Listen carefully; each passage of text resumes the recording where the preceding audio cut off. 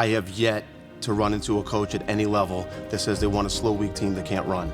But if we're going to be real honest with ourselves, we can go to any high school football game, soccer game, lacrosse, whatever it is, and we're looking at a lot of kids that don't have any power, they don't have a lot of speed, and their running mechanics are typically poor.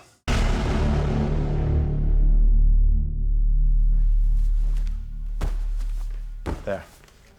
So you can start here and there, turn around and come back. So 1, 2, 3, and that's done. You'll probably play as a freshman. I just feel like you're going to get a decent amount of time.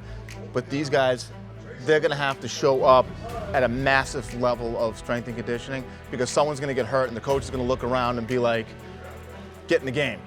So their preparation can open up an opportunity that otherwise wouldn't exist if they're out of shape.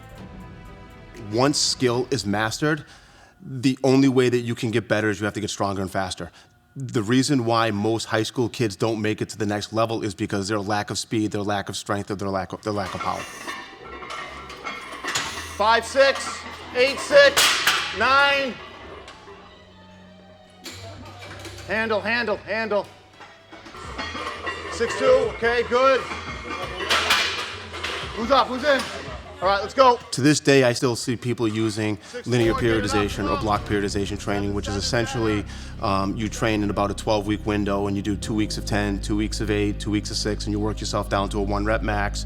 And in that model, typically what happens is the athlete has no idea how much they're going to be able to lift. They can either be 25 pounds stronger than they thought they were, or they're going to be 25 pounds weaker than they thought that they were. And in the long run, I think it just gives the athlete doubt, and that's the one thing that an athlete can't have, is doubt.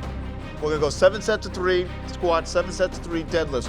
I took out the 1 set of 20 that we normally do, okay? It's going to be replaced with, I'm gonna take, while you guys are deadlifting, I'm gonna take the boxes, I'm gonna put them here, and you're gonna do 1 set of 5 broad jump onto the box, okay?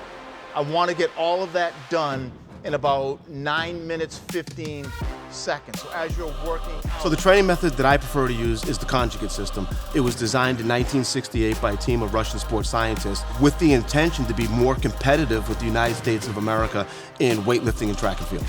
The system itself is designed to be a 2-day-a-week system, at least for here. 1 day is devoted towards lifting heavy or maximal strength, which is incredibly important for an athlete, I believe, because sports is maximal.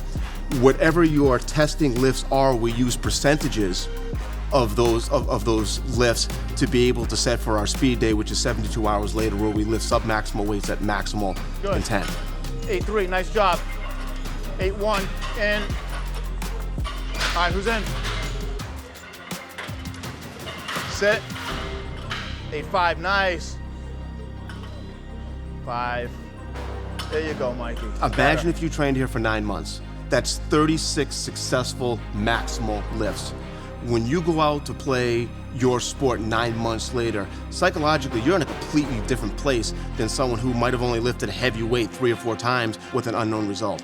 So there's something that's incredibly empowering to an athlete to know that I was able to do something that I've never done every single week. If you wanted to be a 400-pound squatter, well, you know that in a 3-week wave that you have to be able to squat between 4,800 and 5,700 pounds of volume, and the bar has to move at approximately 6.5 to 8.5 meters per second.